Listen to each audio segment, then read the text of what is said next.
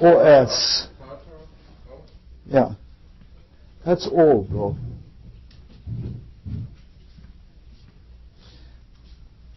I don't know quite, the two O, the O and the U have different meanings. All right. I have been very, very busy this week. This is the cop-out part of the talk. I've been very busy, and I had little time to prepare for this, and I got off into arcane topics again. And so it's going to be weird and short. So last time we talked about emasculation, but not castration, that's yet to come, and homosexuality and incest. And we looked more at the transcendental principles involved in them relative to cosmogony and hierarchy, and not so much in the mundane manifestations or mismanifestations of them. That would be a whole big topic to go into. This time we're going to begin to look at the fruit of the incestuous unions. And from the union of Gaia and Uranus, there were 3 broods of children. We have only 2 of them up here because that's all we're going to talk about tonight. The broods of children were the Cyclops, sometimes called the Cyclops or Cyclopsides, which means wheel-eyed, and the giants. And the Cyclops are Brontes, thunder, Steropos, lightning, and Arges, brightness. The 3 giants are Briores, strong, Gyges, earthbound, and Kotos is a non-Greek word that is of uncertain meaning, at least to me in my Greek dictionary. By the way, if you're interested in things Greek, at 11 o'clock at night, there is a series going on about Greek poetry and Greek tragedy, and they're in Greek tragedy now. And they talked about Oedipus last night, and it got me all excited because more than anything else for years I wanted to give a talk or 3 talks perhaps on the myth of Oedipus, and maybe that'll come in a year or so. But they're in the part where they're talking about Greek tragedies. The part with the Iliad and the Odyssey and the poetry is over, and I think tonight will be on Euripides. None of them. It was the descendants of them. We'll mention that. And the other group is the Titans, the 12 Titans. And we'll talk about those beginning next week.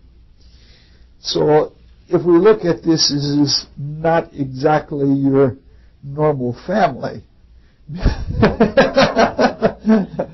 The Cyclops had 1 wheel, supposedly, 1 wheel eye in the middle of their forehead, and were fearsome beings, especially their descendants were fearful. And the giants were described as having 100 arms coming out of their shoulders and 50 heads coming out of 1 neck on the shoulders. So they were a pretty unusual thing. Now, Hesiod doesn't approve of what I'm saying.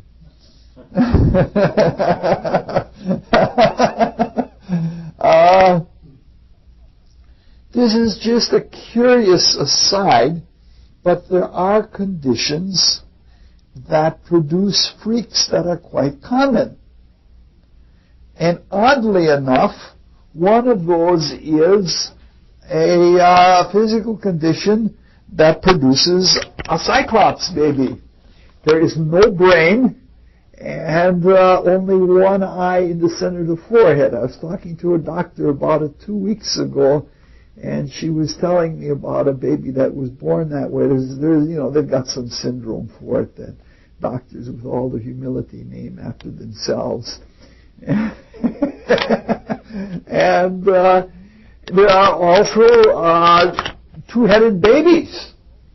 So I don't know whether these syndromes or conditions that produce no-brained cyclops babies, because these cyclops were certainly no-brained, and giants, I don't know if that is a residue of something that has to do with incest or not. It would really be interesting if the myth or the ideas that are told in the myth actually carried all the way into the material world. You know, it would be really boggling to the mind to experience something like that. But you see what kind of arcane sidelines I got on.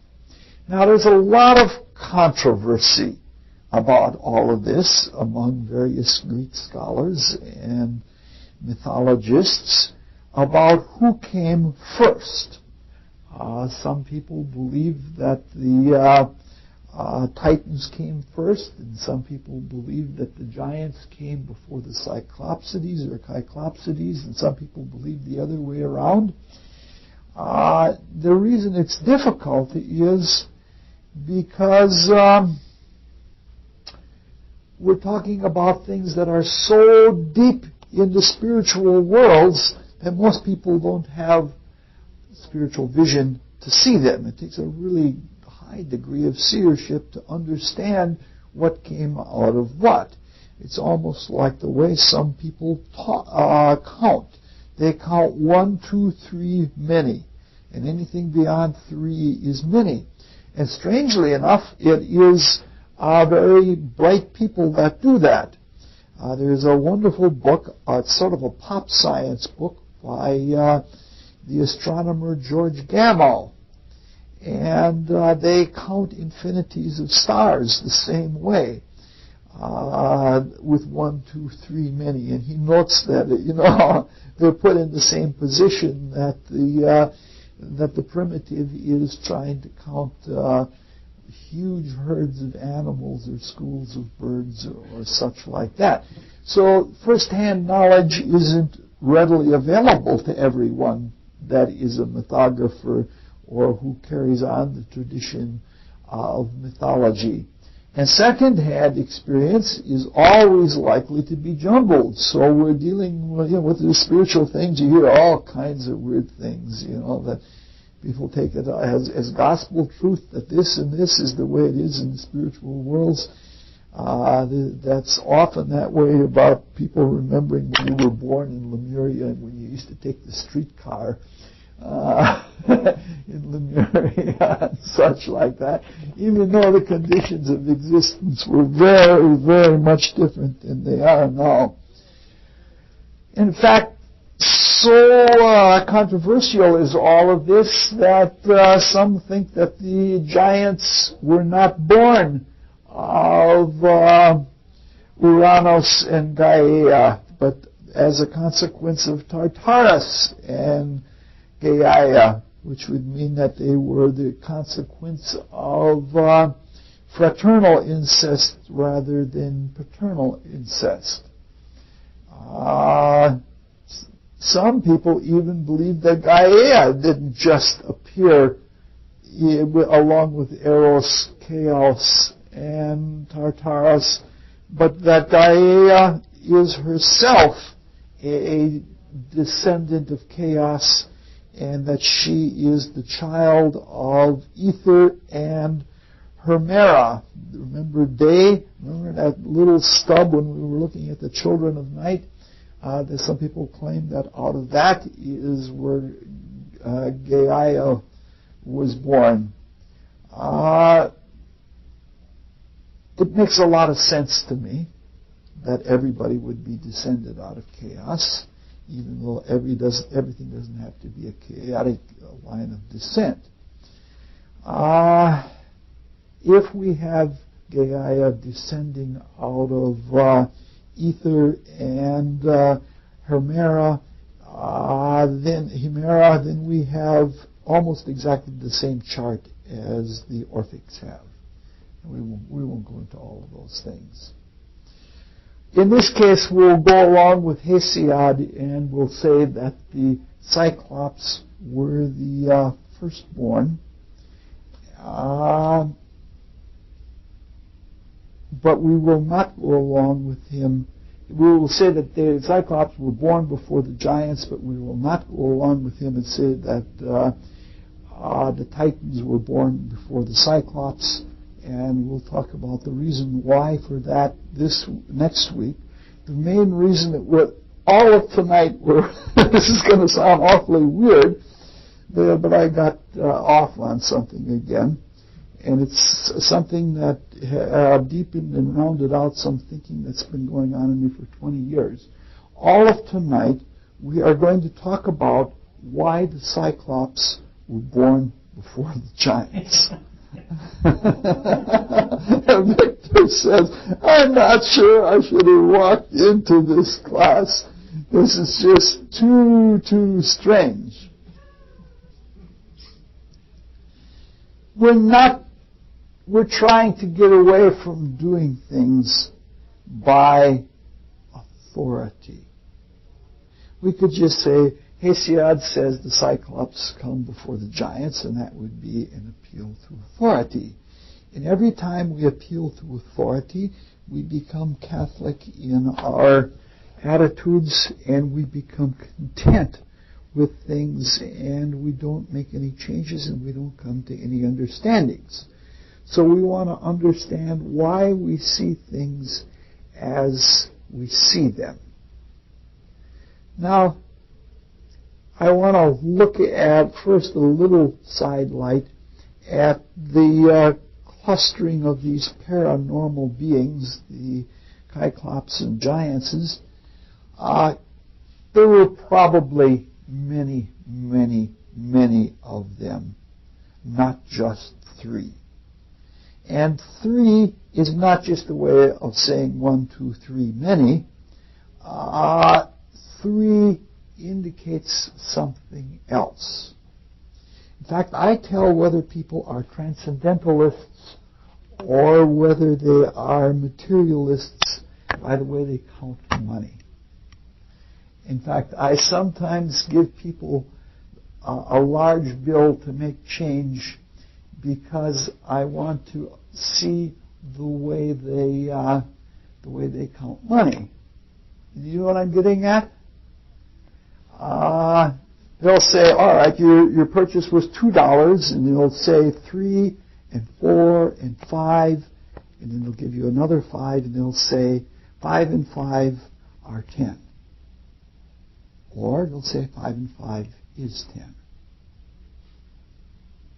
And if a person says 5 and 5 are 10, they're probably more correct materially, but they're materially oriented. But if they say 5 and 5 is 10, they are transcendental. And they are much more...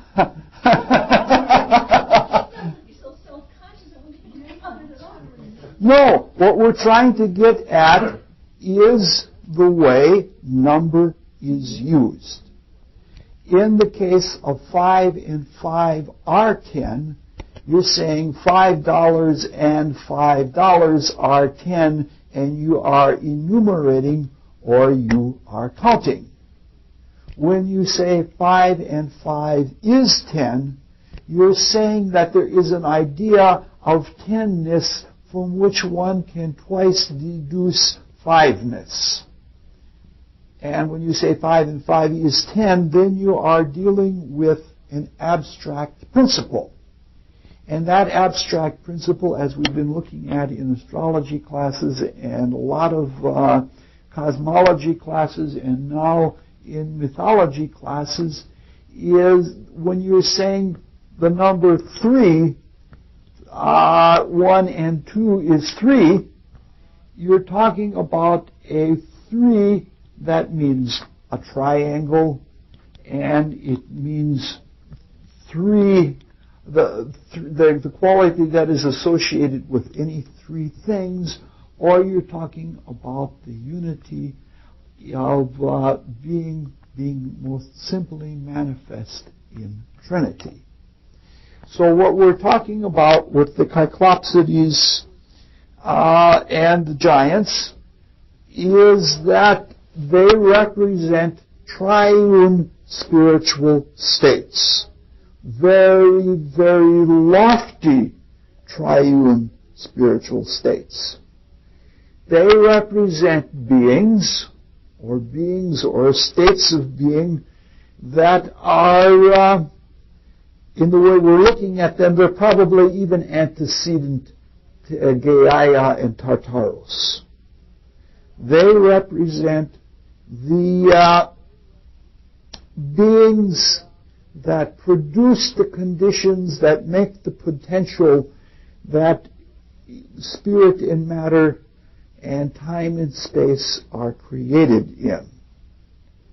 In short, they are primordial builders. That's why they're monstrous.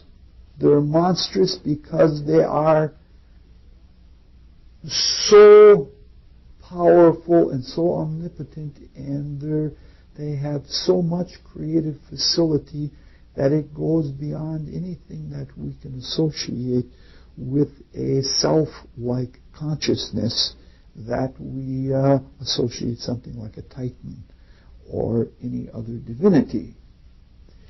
This is very much like saying, remember when we looked at the Orphic cosmogony, we said that Phanes Protogonos was born out of the beast, which we said was just like the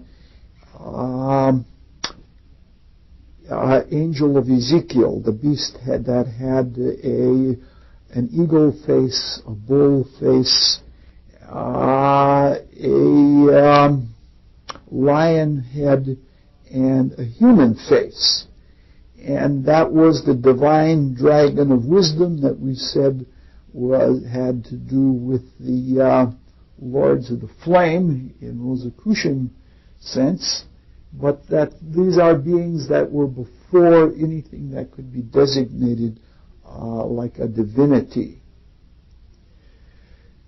So 3 is enough because they are very, very spiritual, so spiritual that their triuneness is all that counts. The identity of each as an individual doesn't count. The fact that there is the triuneness there and the unity thereof is what does count. In Rosicrucian philosophical terms, the Cyclopsids and the giants are associated with beings that are called the Xenophim and Teraphim. And they are associated with the constellations, not the signs, but with the constellations, Aries and Taurus, and they are the ones that set up the preconditions to our solar system before the solar system began. So we're talking then about a singleness and a fieriness in central consciousness and a great proto-power that set up the matter. And this was all when the spirit, the potential spirit and matter were still as one. Now, let's pass on that. Now, everything we've just said is very pretty, and it's very fitting, and it fits into the cosmologies that are dear to us, but it's still authoritative. And what we're trying to do in all of this far-fetched study of mythology, talking about anti-heroes that fling dung at people and such like that, is we're trying to get at principles, and principles that we can find in ourselves and in the world, and principles that we can use. And that's all we're going to talk about tonight, is one principle, and it is a hierarchical principle. And what I call it is a principle of direct and reflective precedence in creation and experience. If you want to take notes, that's what we're going to talk about. The principle of direct and reflective precedence in creation and experience. We spent most of the fall talking about Orphic cosmogony, and we talked about it in the sense of the Platonists, and especially the Neoplatonists, drawing a lot from Proclus' treatise called The Theology of Plato. That cosmogony of the Orphics, of the Platonists, was based on hierarchical precedence. And the whole of the creation, we talked only about the transcendental part of it, was founded on logical deduction. And the creation was deduced, and it was deduced from deeper and more universal spiritual principles. So that the earlier one went into the creation, the more one saw a unity and a truth that subsisted in its own being, and it didn't need anything outside of its own being.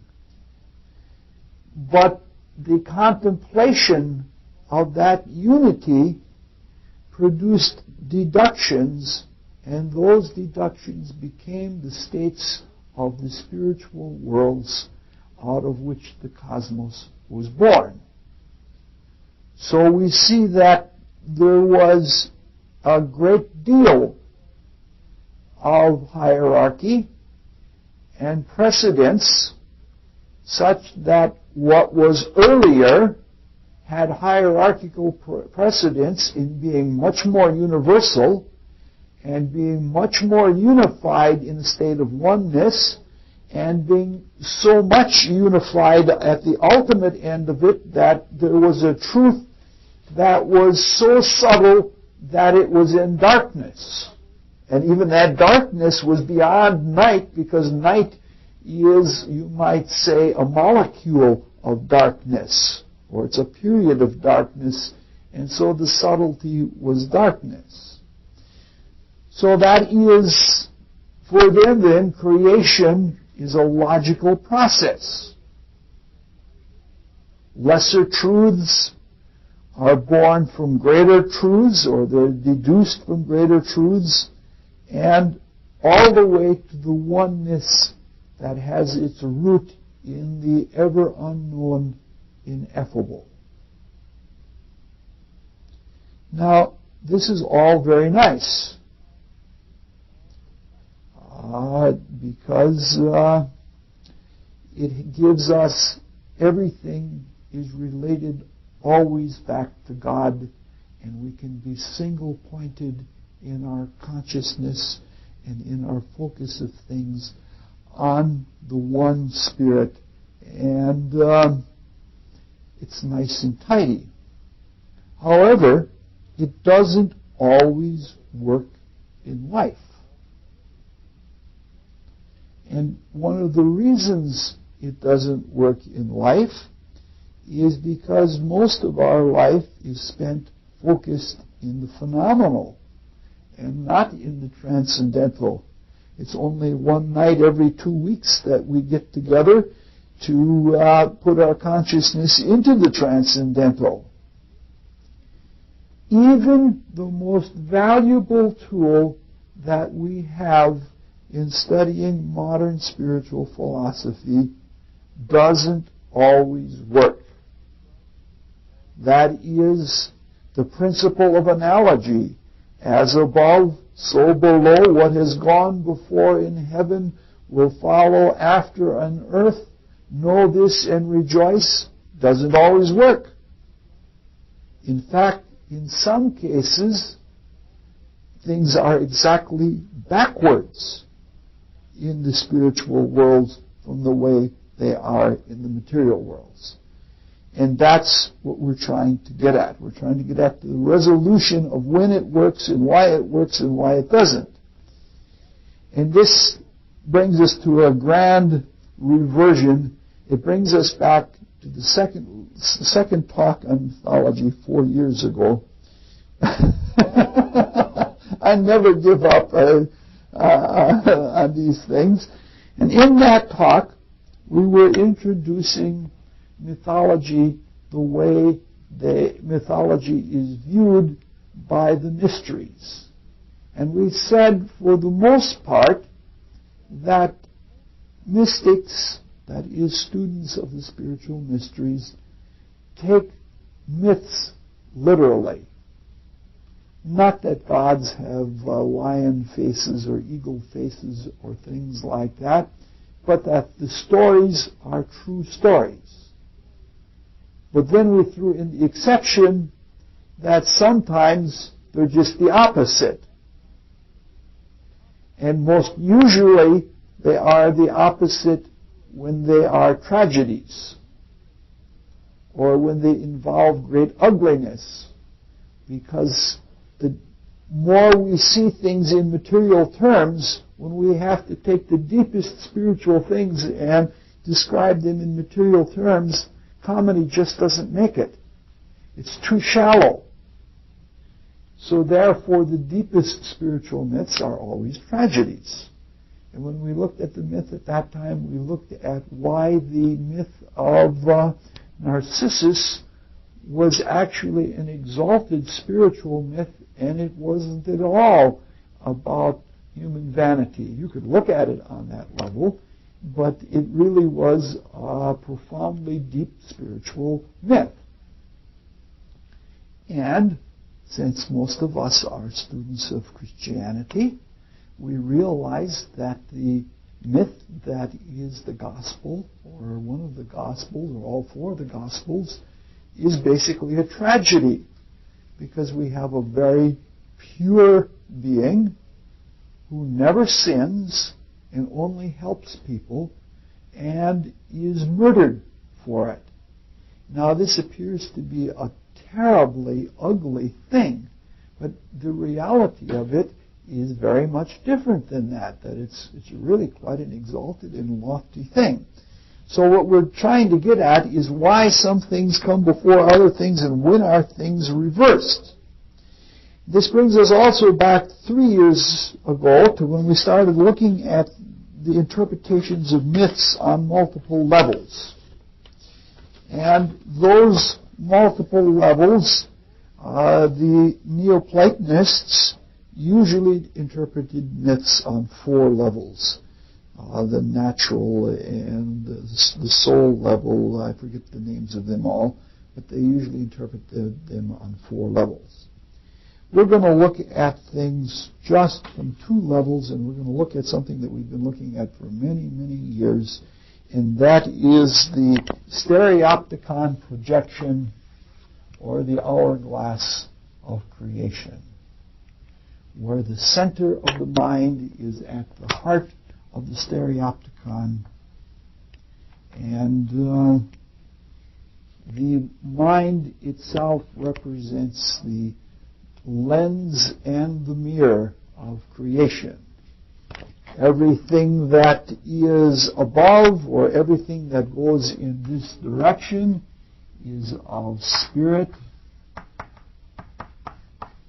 or it is of time in potential, and it is of unity.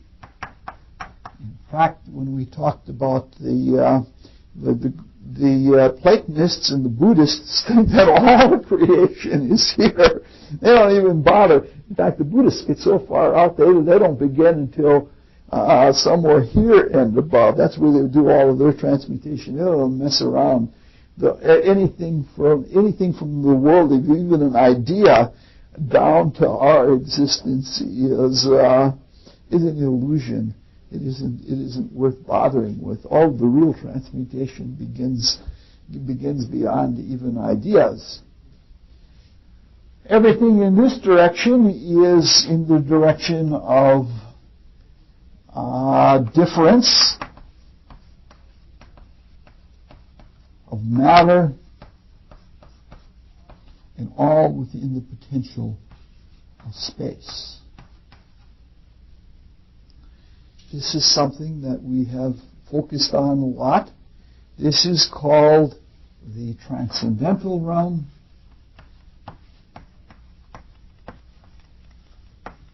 This is called the phenomenal realm.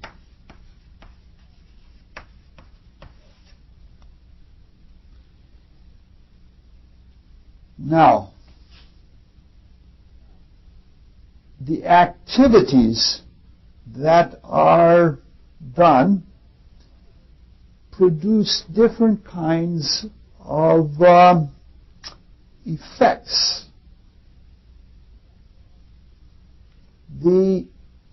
It is using the mind as the lens. The spirit projects its dream, its imagination, through the mind into what we would call material reality. And everything, it's exactly like looking through a lens. When you go through a lens of the mind, everything is backwards.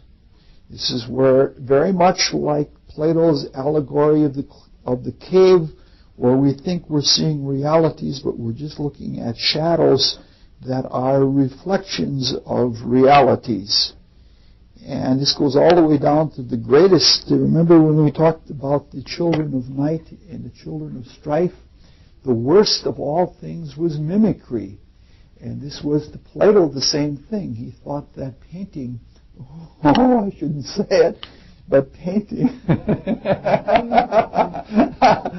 painting was abominable, because if you painted a picture of someone, the personality already was an illusion, because the reality was the spirit and could never even be seen with the eye, and that if you made the painting of something that was an illusion, you were multiplying the illusion by carrying it an extent further. So there is a projective inversion.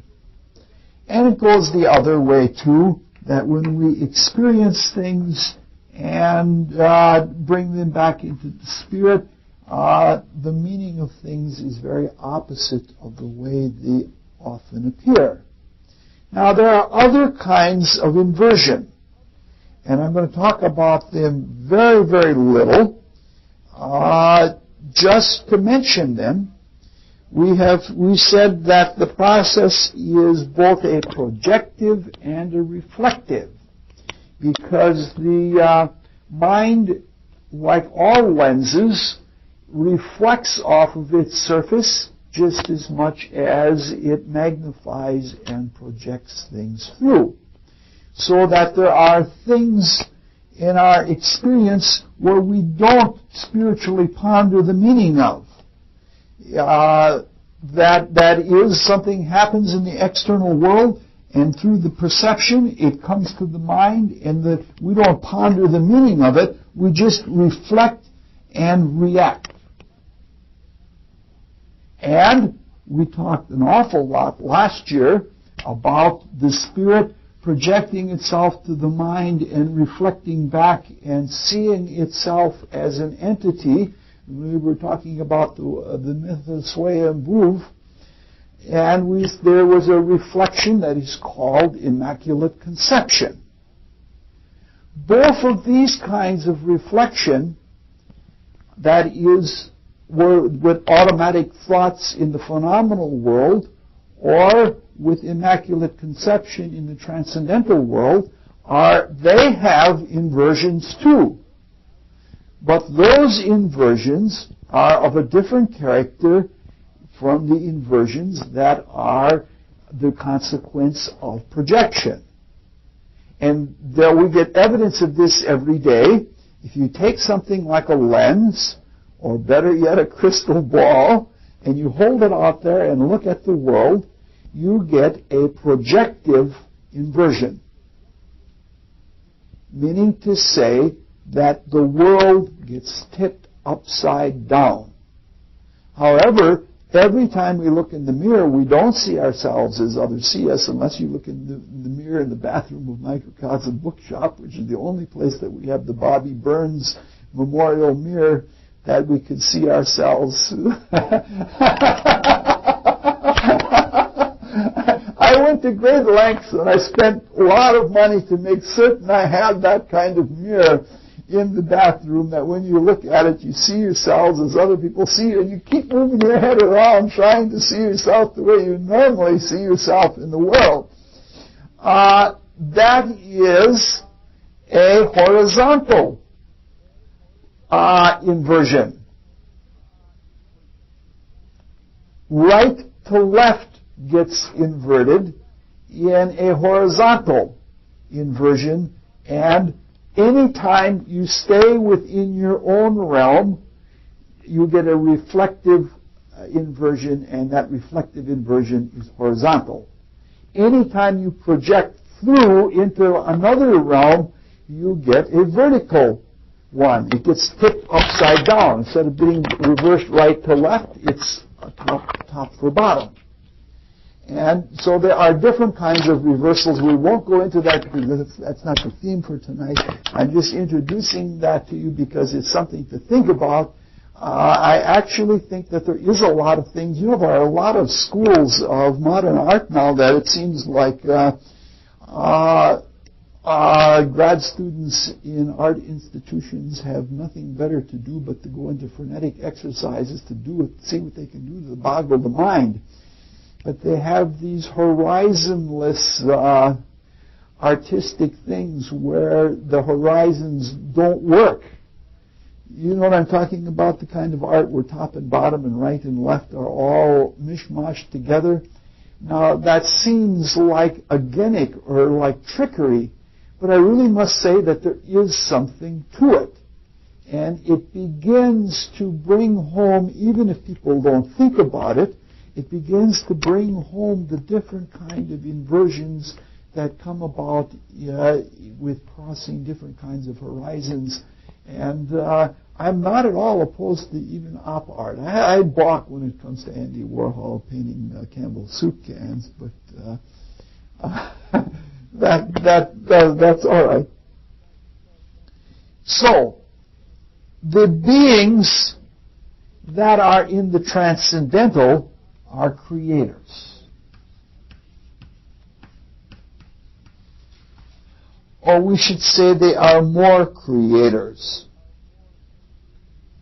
The beings that are in the phenomenal are creatures. That is, they are more creations than they are creators. Each has its own work. The work of the creators is obviously creation. The work of the creatures is experience.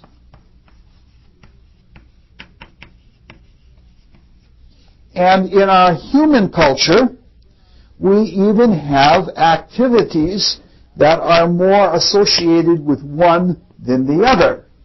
Since everything in the spirit has to do with the divine that in its own way is sufficient unto itself if it wants to stay the same. And therefore, it has to do with the known. Whereas everything in the material realms has to do with the unknown. We talked about this a number of years ago. I don't know, Paul might be the only one that's been around for some of those talks. It was in those Aquarian Age talks. So that the whole process of creation is the projection of the known onto the unknown, And it doesn't always match up, but in the struggle of the known with the unknown becomes known. And matter becomes spiritualized and it becomes unified. So if it has to do with what we know, but it seems like we really don't know it, but we ultimately do know it, that is art. Because the essence of art is producing a creation, and in that creation we're taking something that we knew all along and coming to know it. The essence of experience dealing with the unknown is science. And the kind of work that is done by experiment. You don't know something, you keep trying until you do know. Now we go all the way back to the children of chaos.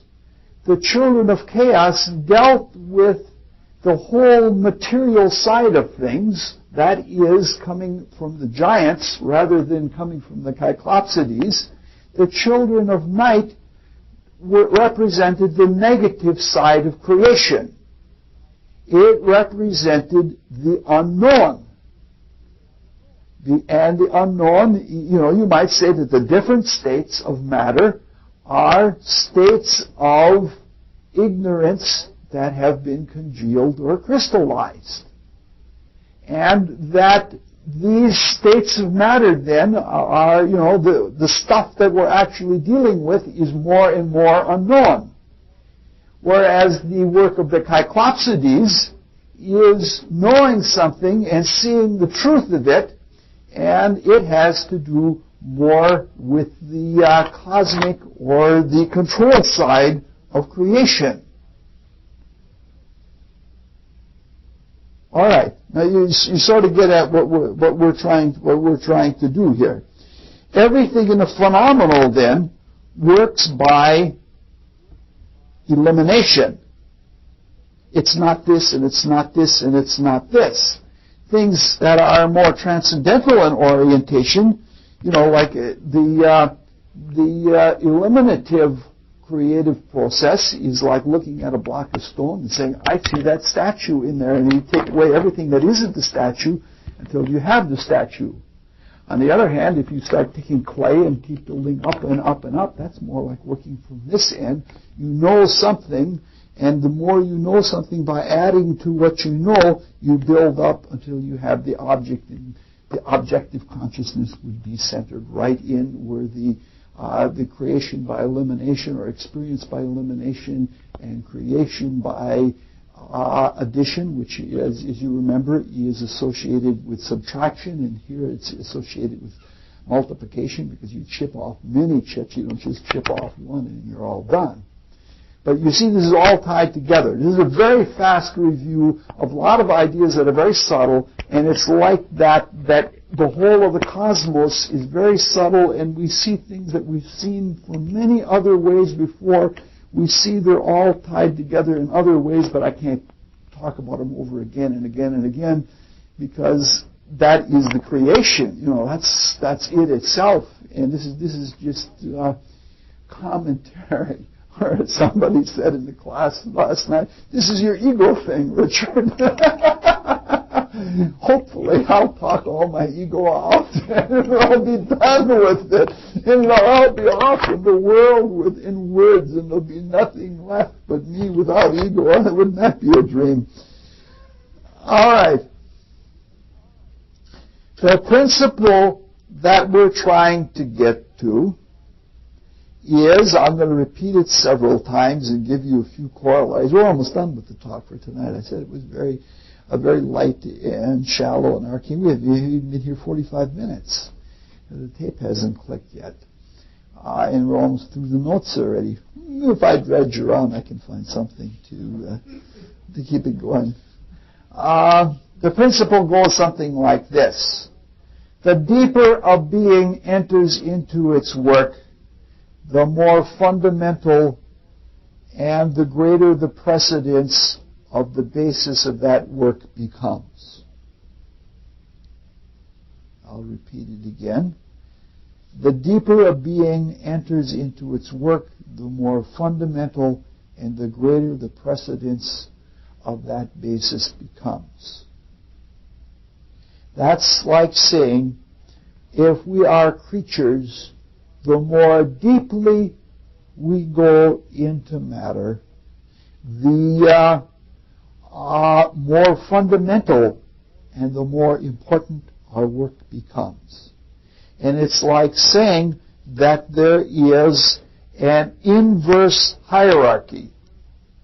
There is also a vertical hierarchy without inversion that runs all the way through, but right now when we're dealing with projected inversion, it's like saying that the deeper you are in matter, there are more fundamental things that have to be taken from deeper matter, and on that all the rest of matter is based.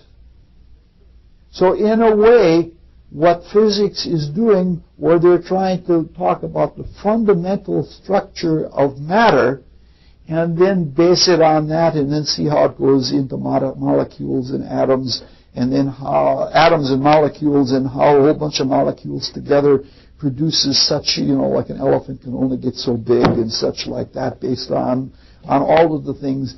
And the example that we have, that we've spent so much of this year on, is the deeper one goes into spirit in the other direction, the more fundamental things become and the more unified things become. So there is precedence that what is more material is more necessary on this side of existence. On the other side of existence, what is more spiritual is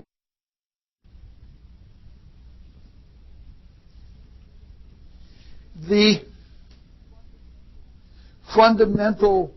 I'm waiting for the tape to get past the leader, that's all. The fundamentality of things in this world goes by what the world really knows. You got to eat to stay alive, is the way they say it. It's like saying that the proving ground and the most indubitable experience, the most basic, the most testable, even where the different principles or different outlooks are separated from each other to the point of subjection, is in the dense material world rather than in the ethers. So if you're going for experience, the deeper you go into materiality, the more fundamental and objective and, again, differentiated it becomes. So there is an inverse priority. There is an inverse hierarchy that goes in reverse. So the corollary to this is that the work of the two classes of beings, the creators versus the creatures, is inverse. That the creators always seek to go deeper and deeper to the creative source. The creatures tend more and more to the material or fundamental source of experience. Yes? Would it then be possible, when you speak of infinity of spirit, also to speak of infinity of matter? Yes. Yes. Yes. But it depends upon your abilities to sustain to be the infinity, because you do have to count on them, so to speak. Now, human beings are unique in all of this, because human beings are right now mostly creatures, mostly experiential beings. But we do have the top of our head in transcendental being. So for us, it is a really very difficult condition. We're trying to remember, or we're trying to awaken to spirituality, and everything there is upside down from the way it is in the phenomenal. And on top of that, we have sinned. meaning to say we have taken difference, especially difference of ego, in the viewpoint of selfishness, and we have identified ourselves with pieces of matter. So much so that we see the precedence in the material world in almost divine terms. We worship matter, me and my belly. You know how that goes. But at the same time, we have the spiritual experience. So we have that peculiar dichotomy in us. We have all of those ambiguities and we have all of those struggles that Heindel likes to refer to from the statement by Faust, alas, two hearts beat within my breast. One is up in the mists and aspires to the divine state, and the other one is all too trapped in matter. Now, human beings then represent the stage where the phenomenal existence has awakened up the transcendental existence, and it is trying to take the unknown and bring it into the known. So a corollary to this whole principle is that right now in creation, everything is shifting from the experiential to the creation. And that is, we are going more and more away from doing the handiwork of the 100-handed giants, so to speak, and we're going more toward becoming creative beings where we are directors and we bring our intelligence to other beings that are creatures. This is going to continue throughout the entirety of the creation because there is, as I said before, there is a pole of consciousness that is not subject to the inversion that runs all the way through things, and eventually all of the whole creation is going to collapse back into the spirit, and that will, that's the end of it all. Yes?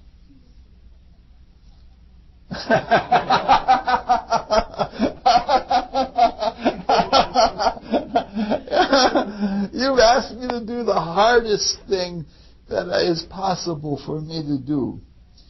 It seems that increasingly the emphasis of our work, as we are successful with it, the more we digest and the more we eliminate the unknown and digest experience and bring it into the known, the more we are going to unfold spiritually, and progressively we are going to be less and less creatures and more creators. And in the future, to the extent that we do really well now with getting our hands dirty and really experiencing things, putting our fingers right in the paint and seeing what those colors really are, the more successful we are at that, the more we will get so that we will do our creation in consciousness, and then our consciousness will be extended to other creatures, and we will be actually part of the creative hierarchy itself, and we will be giving our viewpoint of the entire creation, and then that viewpoint will be shared with the macrocosmic objective, archetypal one that the creatures experience, and they will benefit by seeing a much more multiplex and unified and diversified and total creation, because I know that is not a repeat.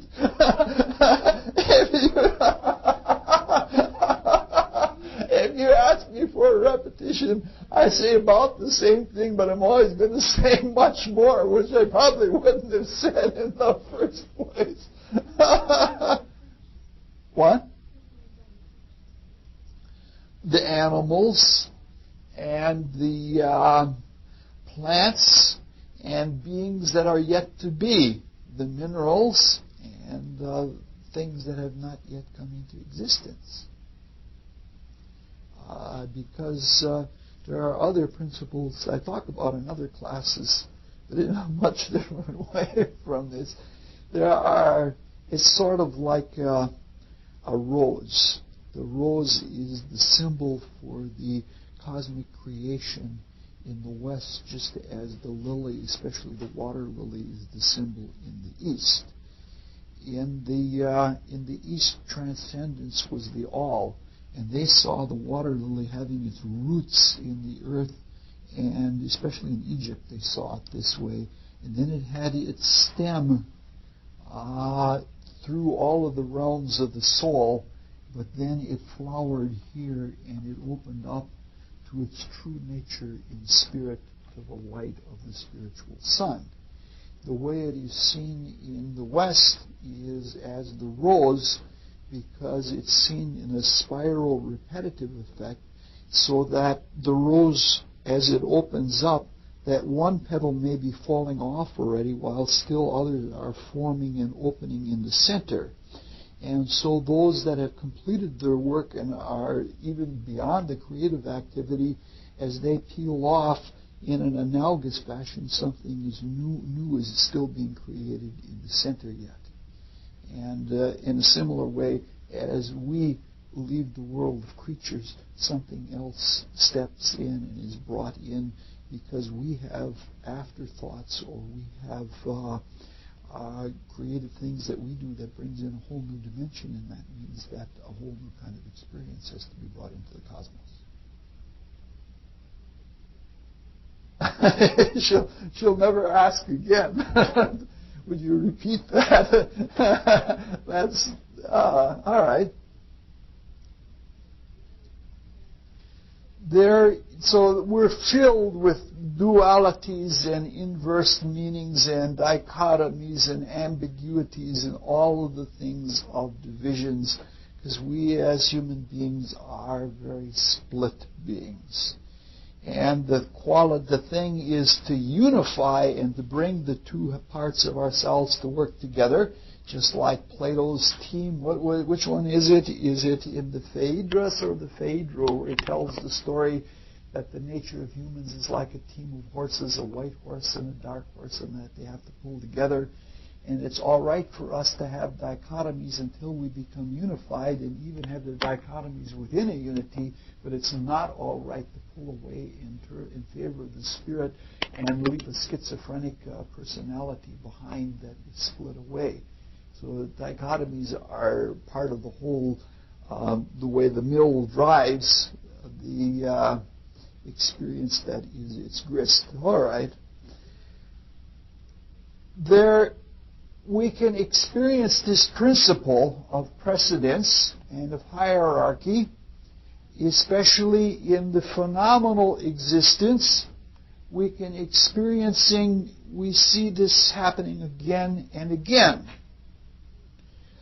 Whenever we're introduced to something new, something that we are ignorant of, we don't understand the meaning of it right away. And if we are teaching someone else to learn to develop a kind of experience, we don't even try to give them the meaning right away. We intimate that there is a meaning, and we give evidence that there is a meaning, but the first thing is you have to experience something before the explanation can even sink in on you. So it's like when we start, like right now I'm running Unix operating system, which I've never learned before, and for me it's in the realm of ignorance. So I'm having to do things, and instead of having an experiment in a scientific way, I have problems. Like right now I'm having mail delivery problems from all over the world. Mail messages are not getting in, and so I'm having to dig in and get the experience. And after I actually see what the problem is, then comes the transcendental understanding and the way that I can create. Now this has happened all the way through the cosmos. Going to something like we'll call cosmogony or cosmology of the Rosicrucian flavor, if we go right to the fundamental attributes of our beings, the first things that were developed in the cosmos were the experience of physical form. Even though that physical form was no more dense than a thought, we had the experience first. And at the same time that the vehicle for experience was formed, the purpose for it was fulfilled in that the perceptive organ or the seed of being able to get through the experience. So that we're not just meant to be pool balls that bounce around. We have material experience, but we also have within us the germ of getting the most out of that experience through perceptive organs. We have bounced around enough so that the sense of touch is universalized throughout our body, as is the sense of heat, but like sight and sound and taste and smell, they haven't been universalized yet. But always it turns out that first we experience matter and form. That was the first thing we did with the physical body. And then came the spiritual propensity in potential, the divine spirit and will. It is when we had once experienced resistance by having been worked on that then we could have the potentiality for a will to be a worker, or to be a creator through will. Eventually that gets waked up. So throughout creation that has happened. First comes the vehicle of experience and the experience, and then the spiritual propensity. In fact, you can say that the entirety of the creation works that way, that the first part is experiential, at least from our point of view. The first part is experiential, and then it is creative. And isn't it something that just the time that we're going to be really creative, it's going to be all over with? Then, but then there's always another day.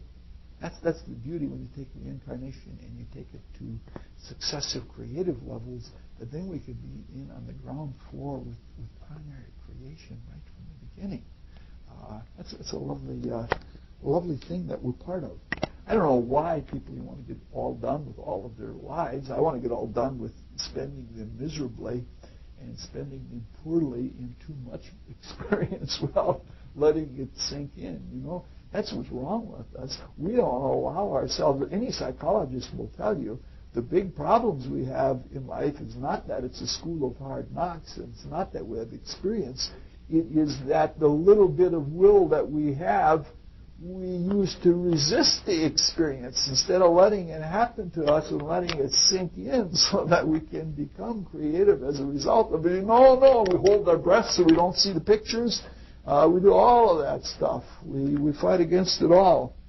What I'm talking about is something, I'm saying that it is an occult fact that every breath that we take takes in the pictures of everything that is around us, even the thoughts and the feelings that are in the air, and that everything that has ever happened in our entire life is sort of there like as a movie, which if we die or have a drug experience, I have a friend who had a brain tumor, and she lived her whole life backwards, and she went from being a very brazen, materialistic woman to being a spiritual seeker. And she said, oh, that's what happened when after that. That's why after I had that experience, my whole life changed. Other strange things happen, don't you? Yes.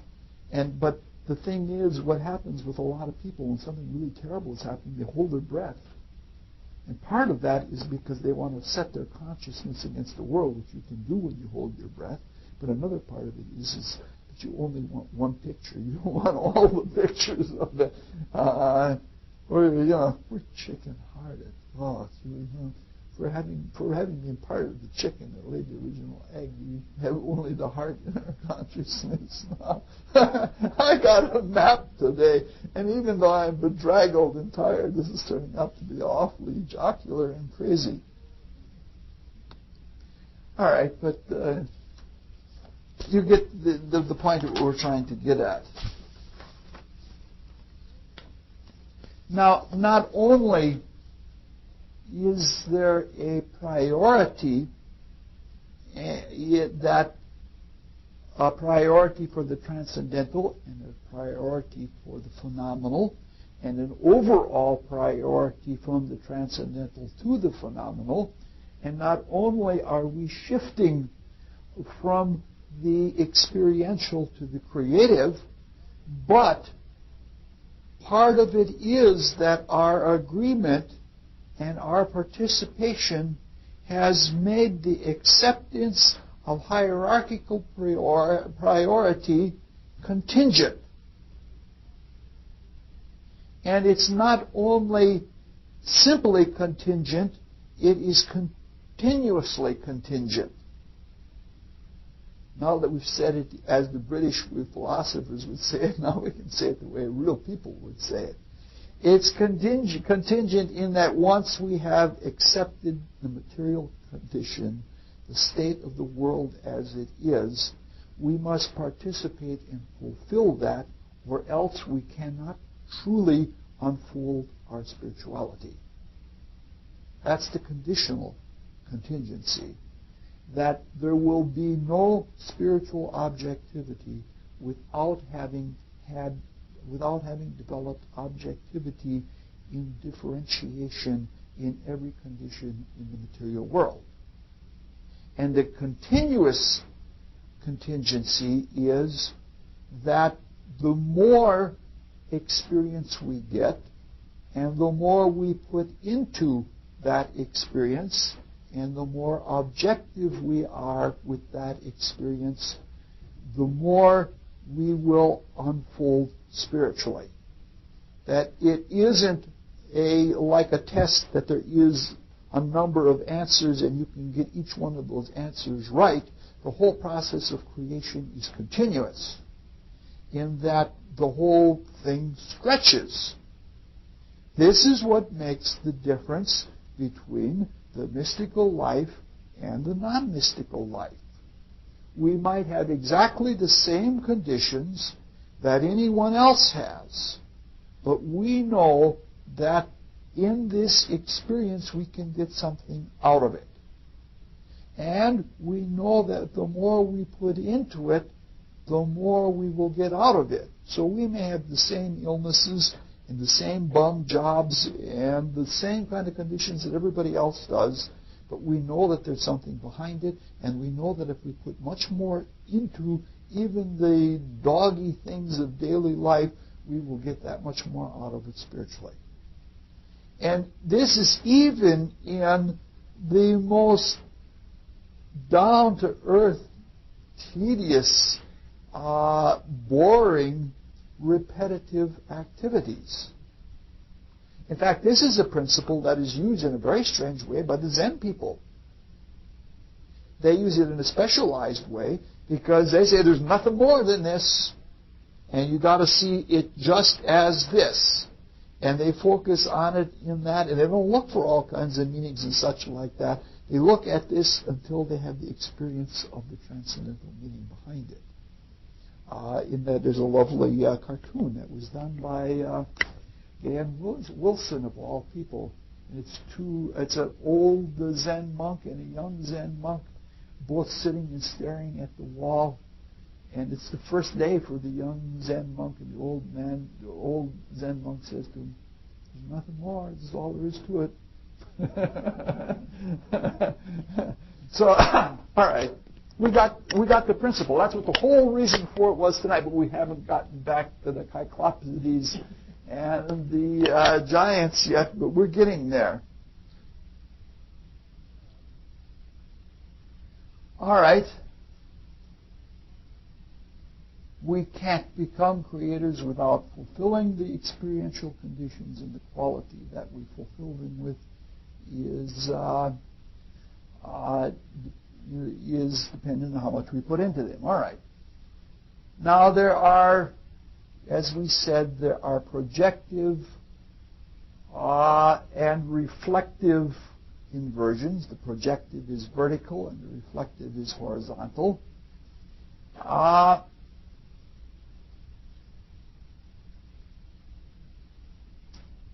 But it is indeed an inversion, the vertical, that is, the projective.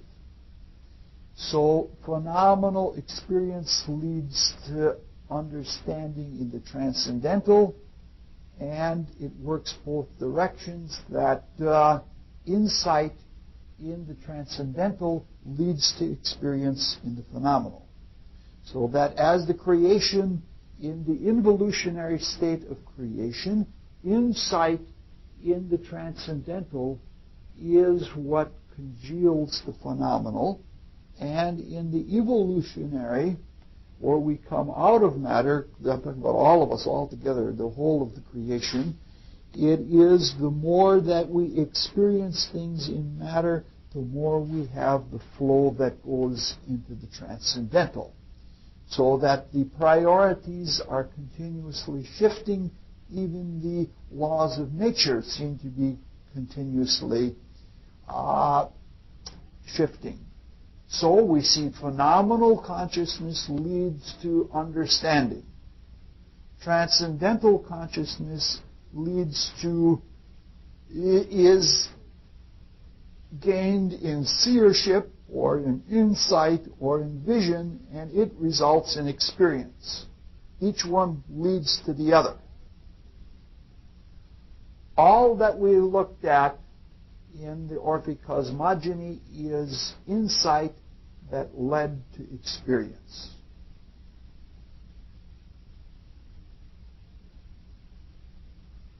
One way of stating this is like saying that the one is looking at itself, and as it looks at itself, it dreams itself, and creation results from that. All of creation is the result of the one contemplating itself or dreaming itself. Now, the Cyclopsides and the giants illustrate this principle in a very practical way. Beside merely seeming to represent the xenophim and the teraphim, they are also seen to represent, if you like the secret doctrine, they represent what Madame Blavatsky calls the luminous sons of Manvantaric dawn, the primordial builders. They are the builders of the potential spirit and the potential stuff. But they were builders not in the fabricative sense of mushing this around and that around. They were builders in the creative sense. And according to the principles that we are looking at, that is why the Cyclopsides had to be born before the giants. I put it in syllogistic form. If it is true that the deeper a being enters into its work, the more fundamental and greater the precedence of that work becomes. If the Cyclopsides had cosmogenical or cosmogonical precedence over the gods, there must be a fundamental quality in the Cyclops that demonstrates creative precedence over the quality of the giants. We did this all logical. We were Platonists. We're saying that if the deeper you enter into your fundamental work, which in this case is creation, there is a deeper precedence. Therefore, if we postulate that the Cyclops came before the giants, there must be something about the Cyclops that gives them precedence over the giants.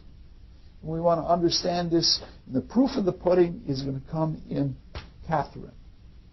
Catherine is going to say whether we have got this right or whether we haven't got this right. The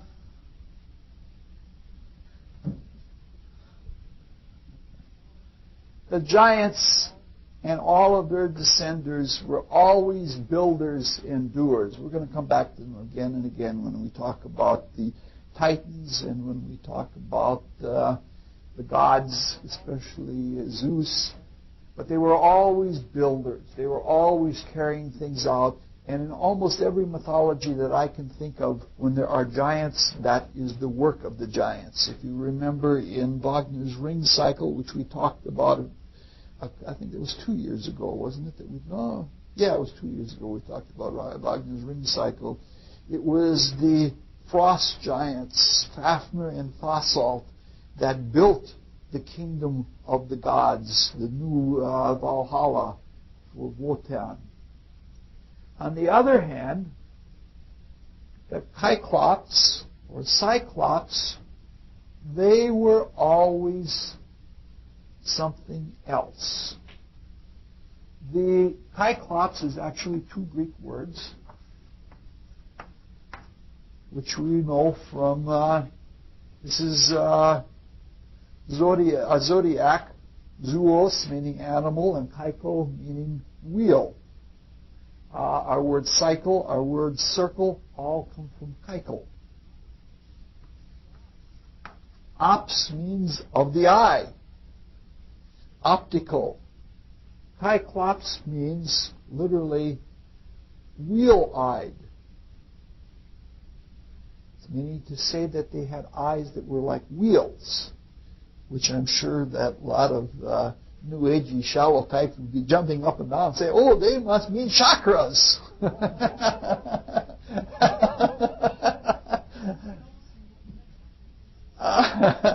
But that is true in a way, but there are different kinds of levels of perception, and chakras is an exotic enough foreign word to put people into a tizzy, which if you can't get into a spiritual state is a substitute. and you don't want to drink alcohol. What you do is you use lingo instead. Oh, the shame of it all. Cyclops were described as having wheel eyes in the center of their forehead. They and their descendants were always horrible to human beings. And there are two reasons for that, because their descendants extend all the way to the Atlanteans, and the residual Atlanteans in the post-Atlantean periods were very menacing beings. And in all of the Greeks and the Romans and the Chinese, they talk about the terrible one-eyed giants that preyed upon human beings because they considered the Cyclops not to be human beings. So that's one of the reasons, because there were still memories of those Atlantean beings that continued into post-Atlantean times.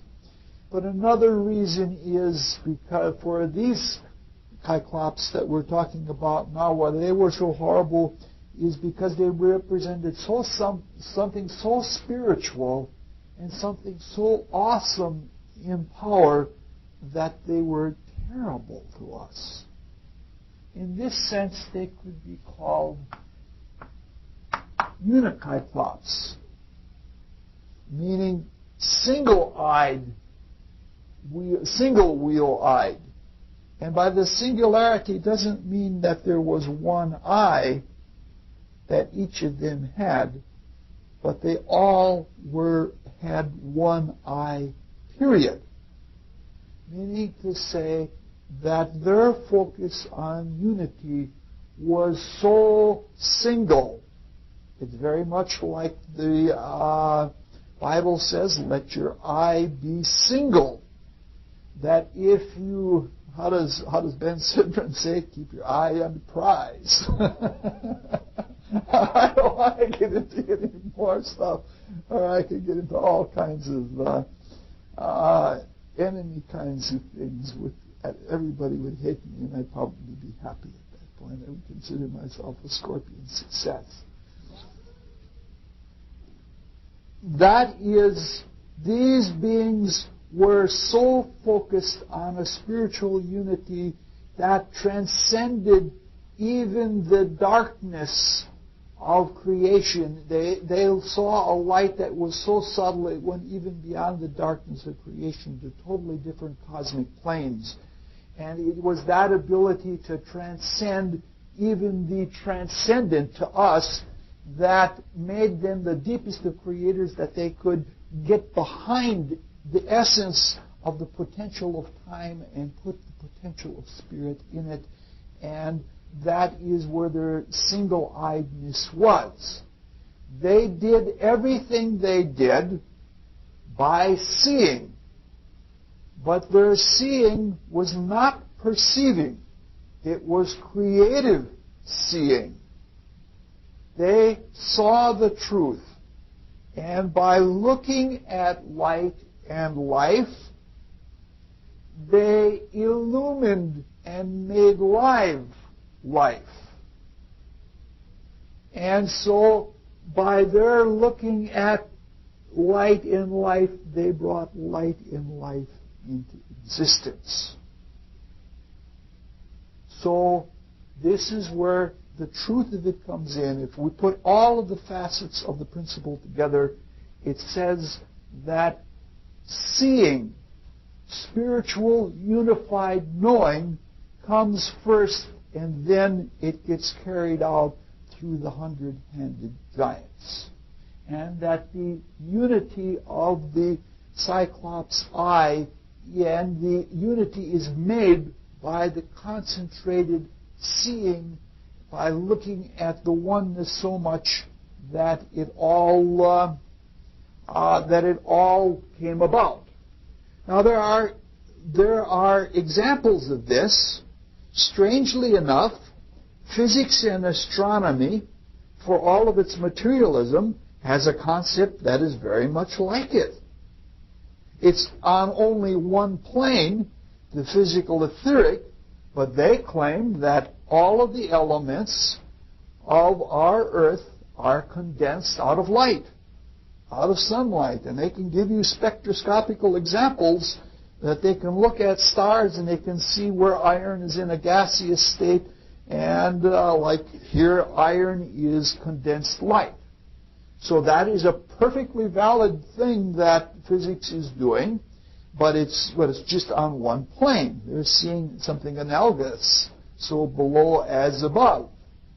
And this is also like saying, remember we said a long time ago that the quality of the phenomenal world is to ask questions. And the more intense the question is, the more true and deeper the experience goes. And the deepest kinds of questions are prayers. The transcendental world gives answers. And the deepest kinds of answers, according to the Platonists, the deepest quality was the goodness. And therefore, by affirming the goodness, or by seeing the deeper good in things in the highest transcendental sense, is how things came into being. It is an affirmation. Our cosmos is an affirmation, not the diddly kind like the New Agers like. I don't want to take too many shots at the New Agers. I have a friend who even is one of the New Age writers, and he sells all of these books. He's got one on affirmations, and he was affirmation for senility, for what is it called when you can't get an erection? What? Impotence. His affirmation for impotence is whatever goes down can go up.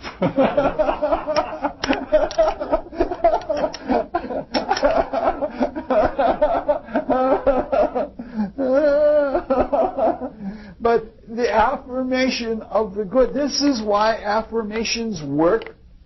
They don't work for people like me. Now, you have to realize you're dealing with prejudices here as well as sophisticated philosophical opinions. Because I'm almost all water and earth. And affirmations don't work for all water and earth. Affirmations work for fiery and airy sign people, most notably for Sagittarians. If a Sagittarian has problems, they work with affirmations because they are like the transcendental side, and the affirming of the good is how things are doing. So literally, the Cyclops are single-eyed in affirming the good. And when they do that, they affirm the light and bring the light into existence. They affirm the life and bring life into existence, and the vision of good crystallizes out of what they are doing. So the imaginations come out of the light. It's hard to imagine anything more positive than this, than the Cyclops. Now, if this is true, and for me it is true, but our proof of the pudding tonight is in Catherine. If this is true, we see things first, and then we manifest them.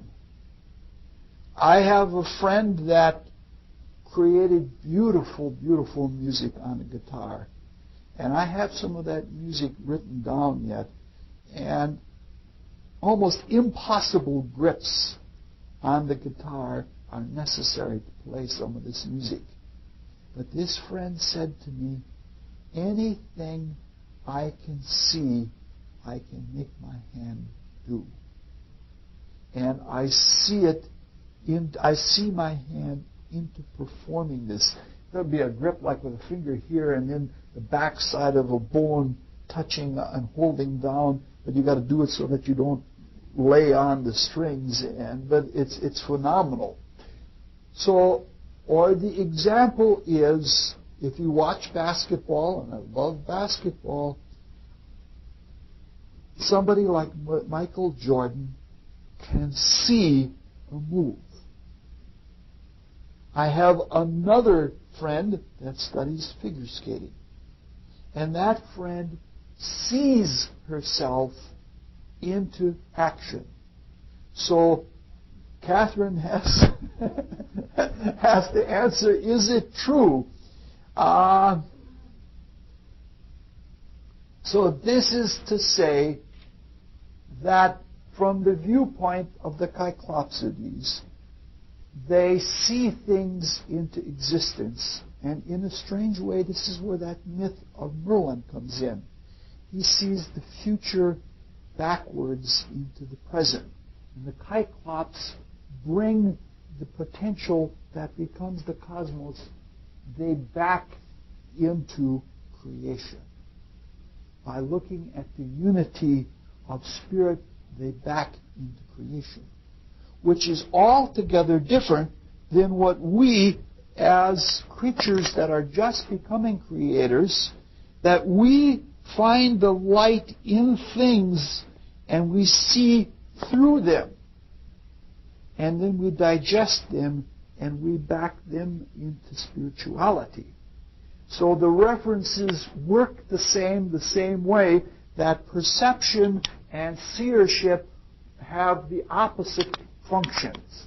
So that the Cyclops look at the one, and out of that one comes the potential out of which the other gods have the vision and the imagination of the known that comes into material existence. Whereas we, as creatures that become creators, we look at the unknown in things and we experiment with them, and gradually we begin to see through them, and we begin to transcend more and more as we see through more and more, and we then become creators, and we take the stuff with us back up into the spirit. So there is a two-way revolving kind of street. So we now have a hierarchical principle that I think if you look at it, we've looked at a lot of different corollaries and a lot of different points of view. We looked at it mostly in the universal sense, but if you look at it in your daily life, if you're doing something creative, you want to see it into existence. If you're doing something experiential, you want to experience it and then see through it after having had the experience. And the two viewpoints represent the healthiest, the most like working with the cosmos in order to do the work that needs to be done. So we did something actually practical and actually hierarchical, and we didn't say almost much of anything about the Cyclops and the giants. Next time we will begin talking about the Titans And maybe we'll talk about some of the other broods before we get to the really exciting things like the castration of Uranus. Are there any questions on any of this? Does it work? Do you see your paintings into existence? All right.